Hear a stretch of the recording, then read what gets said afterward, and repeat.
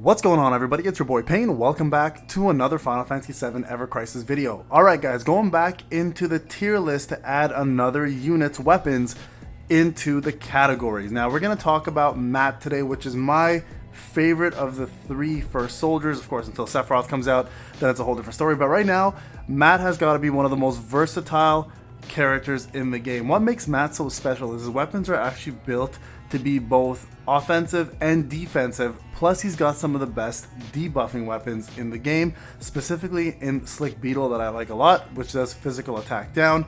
So let's go over the list, and this time, instead of going through just me talking, I'm going to go talk about the weapon itself, and then we're going to look at the weapon in game so you guys can see what I'm talking about and where all the C abilities, R abilities, and the support material are, and how it looks when you actually maximize the weapon. Okay, so let's start off right here first. Okay, we're going to go into it. Give me a second here. Here's the game. We'll start off with Broadsword Axis, okay?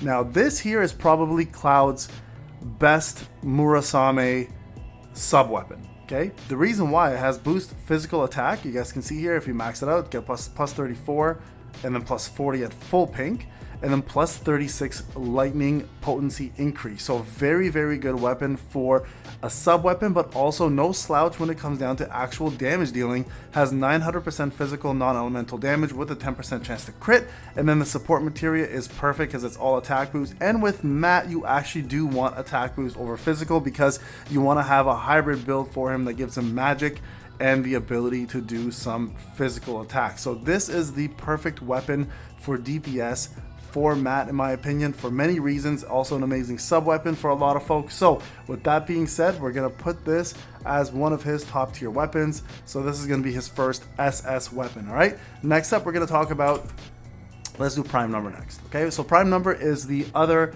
AoE healing weapon in the game that equals to Aerith's Fairy Tail. All right, so Prime Number does 53% of healing to all allies, has a perfect setup for boost heal in terms of our abilities, and also has boost lightning resist, making him excellent for the Ramuh fight. His support material are magic attack boost, and the coveted buff debuff extension, which is plus 20%, so your buffs last longer and debuffs are longer on the opponent. Okay, so if you look here, right, sorry, one sec here. If you look here in terms of its abilities, you can see it goes up fairly high for healing, 74% to all allies, 27 to healing boost, and then 36 to lightning resist. So a very good either main weapon if you plan to use him as a main healer, or an off weapon if you want to off heal with DPS, making him a really, really good hybrid build for any occasion. So that's going to be his other SS weapon right there. And then we can go through the other ones. This one here is going to be the Absolute Royal. This is a magic ice damage dealing AoE move that hits all opponents.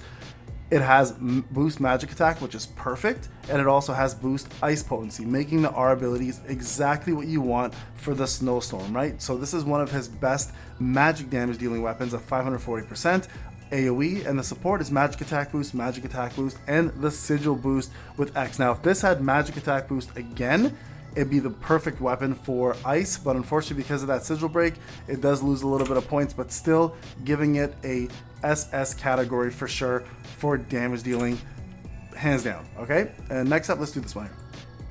It's Orthodox Raven. So this one here is the same equivalent, but it has magic water damage. It has boost HP and also has boost water potency, making it obviously a really wanted weapon for the Ramuh fight as well too, right? So the SPT material is magic attack, again making it the perfect weapon for the Ramuh fight and many other fights as well too, like Yellow Tonberry. Especially that boost HP is massive. You guys can see here how much you can get out of it. Plus 40 and then plus 36 points on the water potency, and if you see what plus 36 points is, it's 55% more damage on water potency, and then plus 40 for HP pushes you right here to the 250 plus 60%. So this one here doesn't do, sorry, has the exact equivalence of the ice one, but is just the water equivalent of it. Okay, so this is also going to get SS right there. So you can see here Matt is packing. He's packing. Dude's got a lot going on here, right? So excellent weapons. Let's do, I guess, this one here, the SP. All right, the SP is a single healing weapon has boost magic defense and boost magic ability potency, which is huge because if you have that unlocked, this actually allows you to do more magic damage with the actual 48 points. Where's 48? That's crazy. Plus 70% more magic damage with your attack stance. All right, so very, very big on that. And then magic attack, and then attack, fire boost. So excellent weapon for the R abilities. The first aid is really high for a single target heal, but at that point you can use a Cura, so it kind of loses points there. And then the magic attack boost here kind of doesn't make sense because it's a healing weapon, but it does support the bottom down here. So overall, this is a little bit all over the place, but it's still a fairly decent weapon. We're going to give it an A, mainly because the magic attack boost is incredible, but you're only going to get it at half unless you use it as a secondary weapon just for that alone, right? So A right there for that one. Okay, next up, let's do this one here, the core defender. So magic defense is increased, mid to all allies, also does a little bit of a heal, boost magic attack and boost water resistance, attack boost, and attack wind boost. This one's too much all over the place, so this one's simply going to get a B.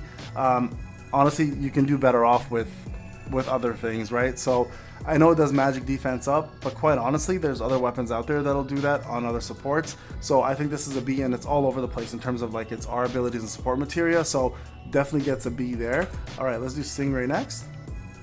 So Stingray here is deals 340% magic, non-elemental damage, crit rate 10%. Also magic defense is decreased.